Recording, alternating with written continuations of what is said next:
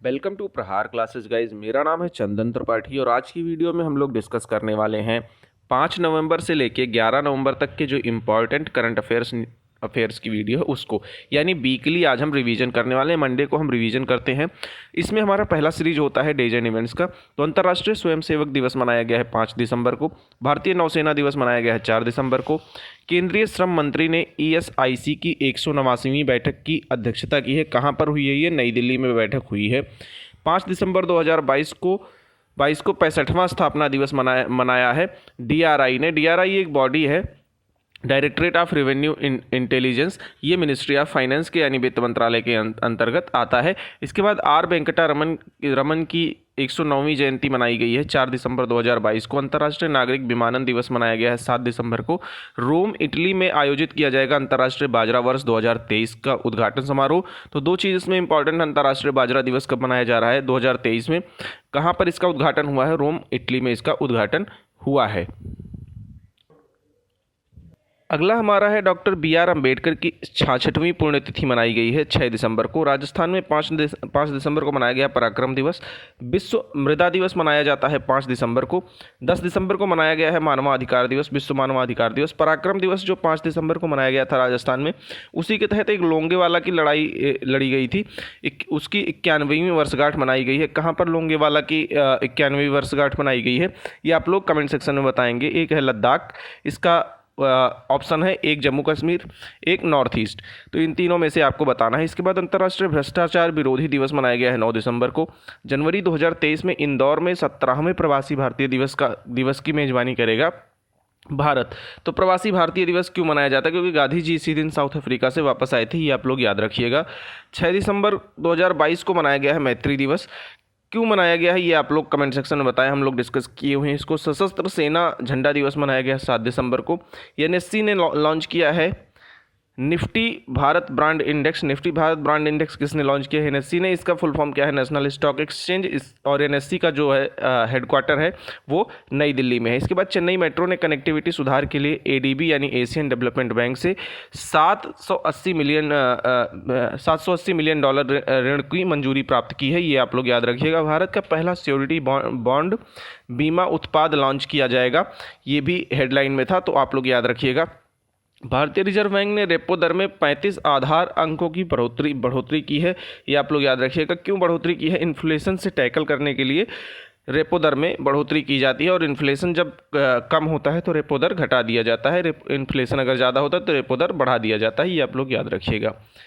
इसके बाद नवंबर में भारत का कोयला उत्पादन 11.66% से बढ़ के 75.87 मिलियन टन हो गया है, ये आप लोग याद रखिएगा। विश्व बैंक ने 2022 के लिए भारत की जीडीपी वृद्धि का अनुमान बढ़ा दिया है। अभी ये 6.9% कह रहे हैं कि भारत की जीडीपी बढ़ेगी। इसके बाद टेलीमेडिसिन सेवा ई संजीवनी पर 8 करोड़ लोगों ने जो है वो सरकारी सलाह ली डॉक्टरों से। तो ई संजीवनी अगर न्यूज़ में आए तो ये टेलीमेडिसिन सेवा है, ये आप लोग याद रखिएगा। इसके बाद केंद्र ने बांस क्षेत्र के लिए एक सलाहकार समूह की गठन किया है। प्रधानमंत्री 10 दिसंबर को देश के लिए 3 राष्ट्रीय आयुष अनुसंधान को समर्पित करेंगे, ये आप लोग याद रखिएगा। अनुसंधान संस्थान को समर्पित करेंगे। इसके बाद नई दिल्ली में millets smart nutritive food conclave का आयोजन किया गया है। तो मिलेट्स स्मार्ट न्यूट्रिटिव फूड का आयोजन कहाँ किया गया है? नई दिल्ली में। और इसी के साथ जानना जरूरी है कि राष्ट्रीय जो है विश्व बाजरा दिवस साल कब मनाया जा रहा है, जो अभी हम लोग ऊपर डिस्कस किए हैं 2023 में मनाया जा रहा है, ये आप लोग याद रखिएगा। रोम इटली में इसका उद्घाटन होना है। गोवा में आयोजित किया जाएगा US इंडिया नौसेना अभ्यास संगम का 7वां संस्करण।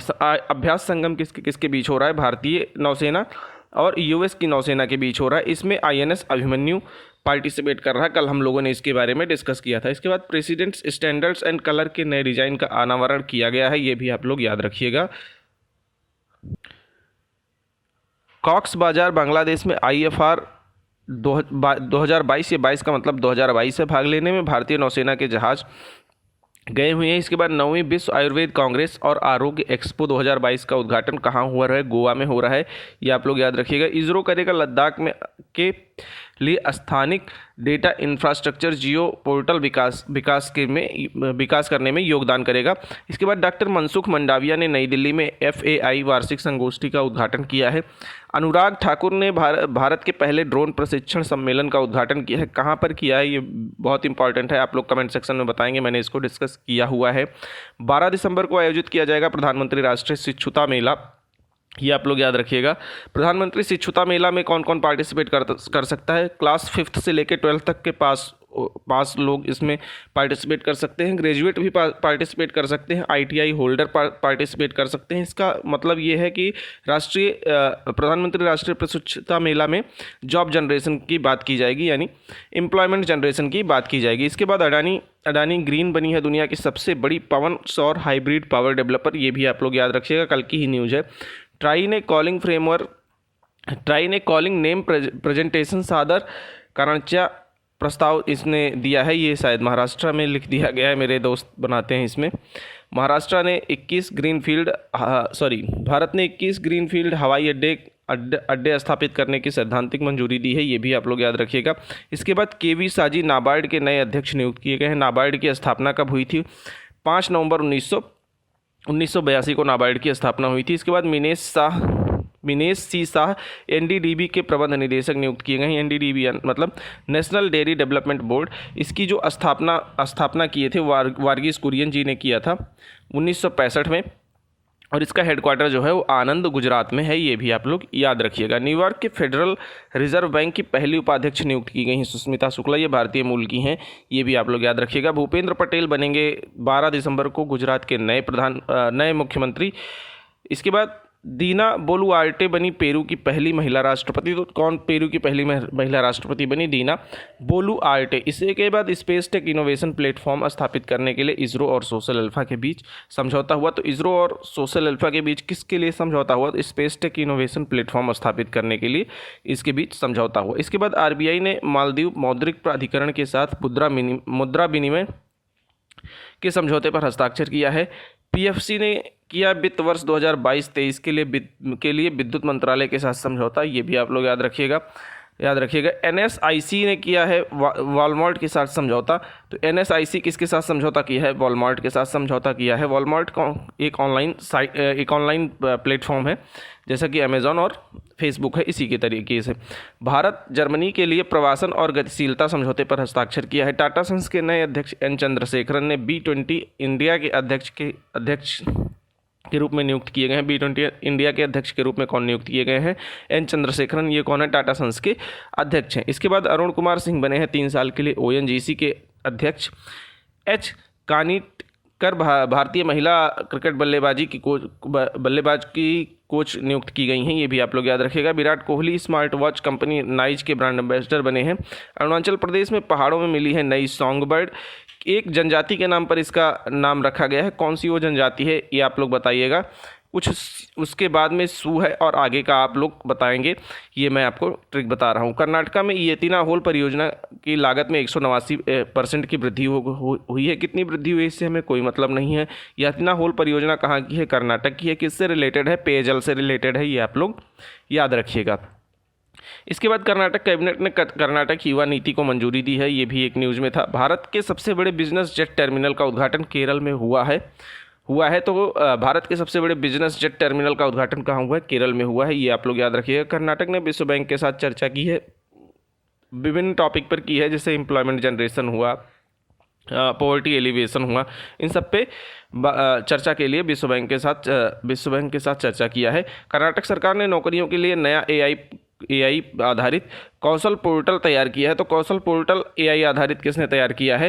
कर्नाटक सरकार ने तैयार किया है। किसके लिए? नौकरियों के, यानी जॉब जनरेशन के लिए बात किया है। उत्तर प्रदेश के राज्यपाल वाराणसी में यूनिवर्सल कवरेज डे 2022 का उद्घाटन करेंगे।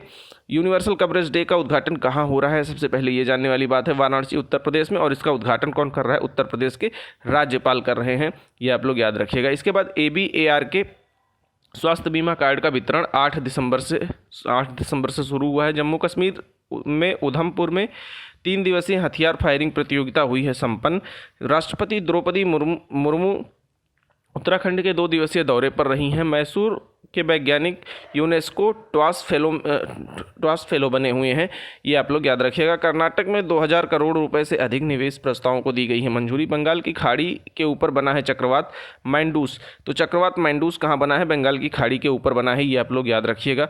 यक्षगान कलाकार कुंबले सुंदर राव का निधन हो गया। यक्षगान कहाँ का जो है वो लोक डांस है, लोक नृत्य है, ये कर्नाटक का लोक नृत्य है, ये भी आप लोग याद रखिएगा। 2 लेखकों और डॉक्टर CN मंजूनाथ को नादोजा पुरस्कार के लिए चुना गया है। तो नादोजा पुरस्कार के लिए किसको चुना गया? डॉक्टर CN मंजूनाथ, यही इंपॉर्टेंट थे, तो इनका नाम यहाँ पर लिखा हुआ है। इसके बाद यूपी सरकार ने पेश किया है अनुपूरक बजट, ये भी आप लोग याद रखिएगा। 6ठी वंदे भारत ट्रेन का 11 दिसंबर को नागपुर में उद्घाटन हुआ है, ये आप लोग याद रखिएगा। छत्तीसगढ़ विधानसभा ने आरक्षण पर 2 संशोधन विधेयक पास किया है।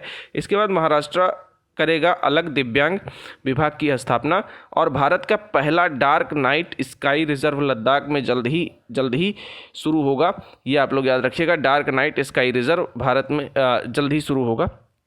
इसी के साथ इस वीडियो में इतना ही है। कुछ चीज़ें हमने छोड़ दी है, जैसे विराट कोहली का 72वां शतक हमने कवर करना छोड़ दिया है। इसके साथ ही ईशान किशन जो हैं वो सबसे तेज़ दोहरा शतक बनाने वाले बल्लेबाज बने हैं 126 गेंदों में। तो ये सब आप उस वीडियो में देख लीजिएगा। तो इस वीडियो में इतना ही है। होप आपको वीडियो छोटी और इन्फॉर्मेटिव लगी हो। अगर ऐसा है तो वीडियो को लाइक कीजिए, चैनल को सब्सक्राइब कीजिए और अपने दोस्तों के साथ शेयर करना ना भूलें। Thank you very much.